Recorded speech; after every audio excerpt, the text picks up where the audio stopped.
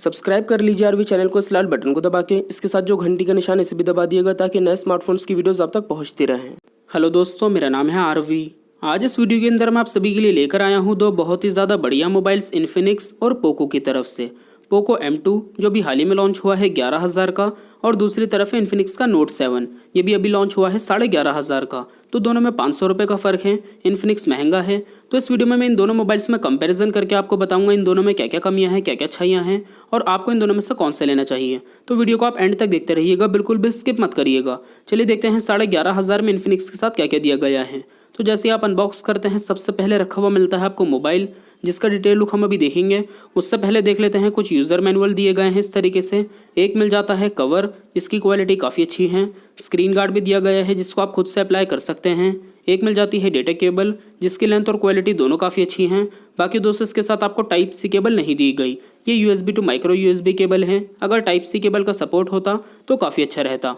आखिर में आपको रखा हुआ मिल जाता है ये वाइट कलर में चार्जर, जिसकी बिल्ड क्वालिटी काफ़ी अच्छी है। अब इस मोबाइल में आपको फास्ट चार्जिंग का सपोर्ट भी मिलता है, और एक 18 वाट का फास्ट चार्जर मोबाइल के साथ बॉक्स के अंदर ही दिया गया है। तो फास्ट चार्जर आपको मिल जाता है इन्फिनिक्स के नोट 7 के साथ 11,500 में। अब दोस्तों ये सारा सामान दिया गया है इन्फिनिक्स के साथ।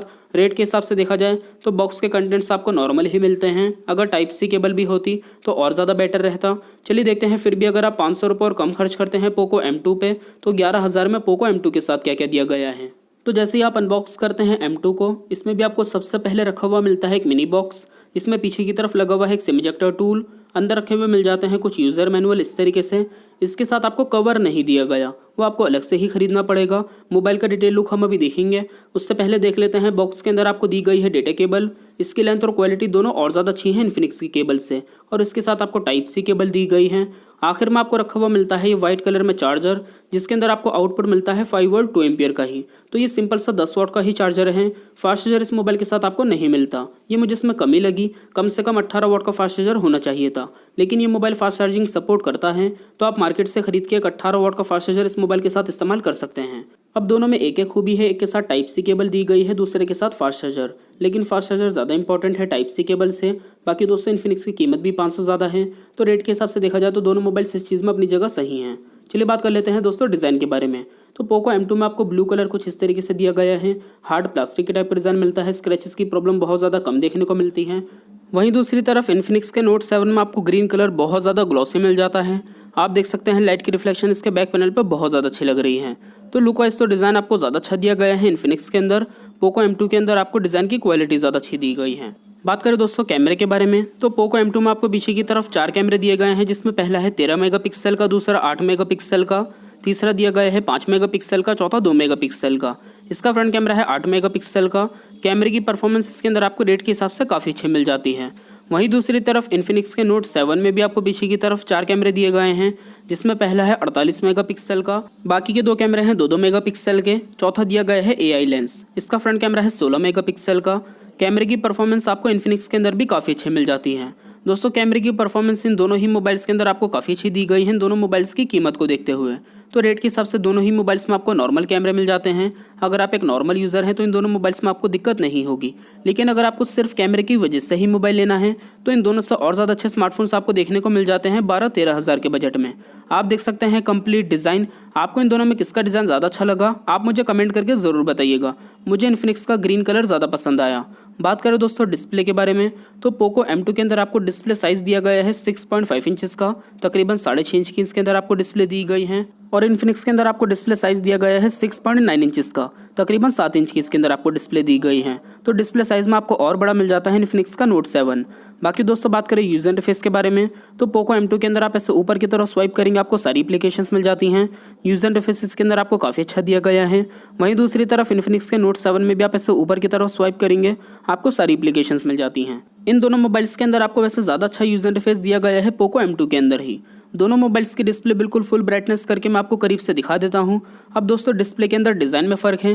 पोको M2 के अंदर तो आपको नॉच वाला डिज़ाइन मिलता है जो काफ़ी कॉमन हो गया, लेकिन इन्फिनिक्स के अंदर आपको पंच होल कैमरा दिया गया है, डिस्प्ले के अंदर ही कैमरा है लेफ्ट साइड पर। तो डिस्प्ले का डिज़ाइन जो है वो इन्फिनिक्स का ज़्यादा अच्छा है पोको M2 से। बाकी दोस्तों अगर आप ब्राइटनेस देखेंगे डिस्प्ले की तो वो दोनों में बहुत अच्छी दी गई हैं। कलर्स थोड़े से और ज़्यादा अच्छे मिल जाते हैं आपको पोको M2 की डिस्प्ले में। और इसी के साथ इसके अंदर आपको फुल HD+ डिस्प्ले दी गई है, इन्फिनिक्स में HD+ ही है। तो डिस्प्ले का डिज़ाइन और साइज़ ज़्यादा अच्छा है इन्फिनिक्स में। बाकी डिस्प्ले के कलर्स और फुल HD+ डिस्प्ले, ये दो खूबी पोको M2 की डिस्प्ले में आपको ज़्यादा मिल जाती हैं। लेफ्ट साइड से आप देखेंगे दोनों मोबाइल्स को आपको सिम की ट्रे दी गई है। दोनों ही मोबाइल्स के अंदर आप 2 सिम कार्ड, 1 मेमोरी कार्ड, तीनों चीज़ एक साथ लगा सकते हैं। ये दोनों में खूबी है। साइडों से ज़्यादा शाइनी डिज़ाइन आपको मिल जाता है नोट 7 का इन्फिनिक्स के। नीचे की तरफ से आप देखेंगे तो दोनों में charging port, speaker, mic, headphone jack दिया गया है। Type-C पोर्ट आपको मिलता है पोको M2 के अंदर। राइट साइड से आप देखेंगे तो दोनों में दिए गए हैं वॉल्यूम के बटन्स, उसी की ठीक नीचे पावर के बटन्स। बाकी दोस्तों बड़ा फर्क ये है पोको M2 के अंदर आपको फिंगरप्रिंट स्कैनर बैक पैनल पे मिलता है, इन्फिनिक्स में आपको राइट साइड पर दिया गया है पावर के बटन के अंदर ही। तो इस चीज़ का काफ़ी बड़ा फर्क है इन दोनों में। ऊपर की तरफ से आप देखेंगे तो इन्फिनिक्स के अंदर आपको कुछ नहीं दिया गया, प्लेन डिज़ाइन है। पोको M2 के अंदर आपको नॉइस कैंसिलेशन माइक और IR ब्लास्टर मिल जाता है, जिससे आपका MI रिमोट काम करता है। तो टीवी वगैरह आप पोको M2 से चला सकते हैं, इसमें ज़्यादा अच्छी खूबी है। अब दोस्तों दोनों ही मोबाइल्स के अंदर आपको एंड्रॉइड का बिल्कुल लेटेस्ट वर्जन दिया गया है, एंड्रॉइड 10। ये चीज़ आपको दोनों में अच्छी दी गई है। बात करें दोस्तों बैटरी के बारे में तो पोको M2 के अंदर आपको बैटरी मिलती है 5000 mAh की। इन्फिनिक्स के अंदर भी आपको बैटरी दी गई है 5000 mAh की। इन दोनों मोबाइल्स के अंदर आपको 1 दिन का बैटरी बैकअप आराम से मिल जाता है। बैटरी के अंदर दोनों ही मोबाइल्स काफ़ी ज़्यादा अच्छे हैं। बाकी इन्फिनिक्स के अंदर एक खूबी ज़्यादा अच्छी ये है, इसके साथ आपको फास्ट चार्जर दिया गया है। दोस्तों इन्फिनिक्स के अंदर तो आपको 11,500 में मिलती है 4 GB की रैम, 64 GB की इंटरनल स्टोरेज। लेकिन 500 सस्ते में आपको पोको M2 के अंदर दी गई है 6 GB की रैम, 64 GB की इंटरनल स्टोरेज। तो 2 GB रैम आपको और ज़्यादा मिल जाती है पोको M2 के अंदर इन्फिनिक्स के नोट 7 से। इस चीज़ में ये मोबाइल और ज़्यादा बेटर है। बात करें दोस्तों प्रोसेसर के बारे में तो इन्फिनिक्स के अंदर आपको दिया गया है मीडियाटेक का G70 प्रोसेसर। अगर आप एक हैवी यूज़र हैं तो इसके अंदर आपको काफ़ी अच्छी परफॉर्मेंस देखने को मिल जाती है। वहीं दूसरी तरफ पोको M2 के अंदर आपको दिया गया है मीडियाटेक का G80 प्रोसेसर। इसके अंदर भी आपको काफ़ी बढ़िया प्रोसेसर दिया गया है। अगर आप एक हैवी यूज़र हैं तो इसके अंदर भी आपको दिक्कत नहीं होगी।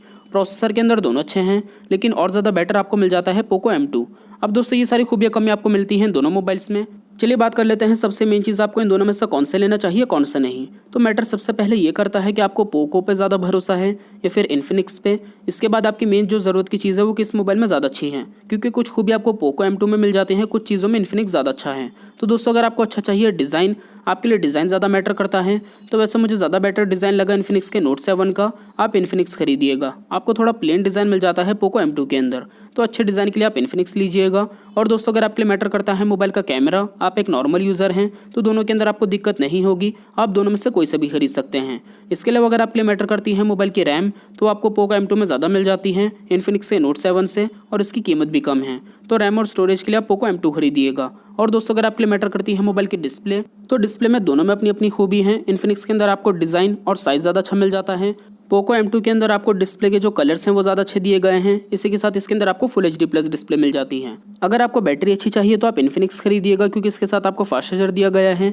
लेकिन अगर आपको प्रोसेसर ज़्यादा अच्छा चाहिए तो आप पोको M2 लीजिएगा, इसके अंदर आपको और ज़्यादा बेटर दिया गया है। तो दोस्तों देखा जाए तो कैमरे के अंदर दोनों मोबाइल्स अच्छे हैं, लेकिन कैमरे के अलावा इन्फिनिक्स में 3 चीज़ें बढ़िया हैं। एक तो अच्छा डिज़ाइन, दूसरा अच्छी बैटरी जिसके साथ फास्ट चार्जर दिया गया है, तीसरा इसके अंदर आपको डिस्प्ले का डिज़ाइन और साइज़ ज़्यादा अच्छा मिल जाता है।